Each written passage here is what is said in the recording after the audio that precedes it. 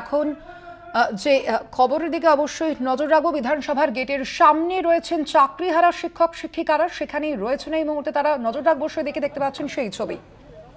আমরা হলাম, শুনতে পাচ্ছেন সবাই, আমরা হলাম যোগ্য শিক্ষক শিক্ষিকা অধিকার মঞ্চের পক্ষ থেকে এই 5 জন প্রতিনিধি দল।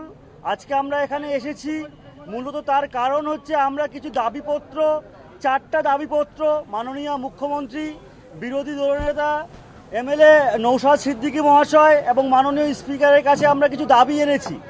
আপনারা সকলেই জানেন যে আদালতে আমাদের 15,403 জন শিক্ষক শিক্ষিকার চাকরি কোনো দোষ না করেই চলে গেছে। তাই আগামী 16 তারিখ থেকে রাজ্য সরকার এসএসসি নতুন পরীক্ষার জন্য ফর্ম ফিল আপ শুরু করছে। আমরা একটা দাবি রেখেছিলাম, যেহেতু রিভিউ পিটিশন আমাদের এখনও সুপ্রিম কোর্টে পেন্ডিং, তাই রিভিউ পিটিশনের ফলাফল না দেখা অবধি এই পরীক্ষার ফর্ম ফিল আপের ডেটটাকে পেছানো হোক। এটা আমরা কালকে কোনো সদুর্থক উত্তর পাইনি, তাই আজকে আমরা এসেছি। আপাতত আমরা কিছু বলতে পারছি না, আপনারা আমাদের সঙ্গে সহযোগিতা করুন। আমরা আমাদের ডেপুটেশন জমা দিই, পরবর্তী কথা আমরা বেরিয়েই বলবো।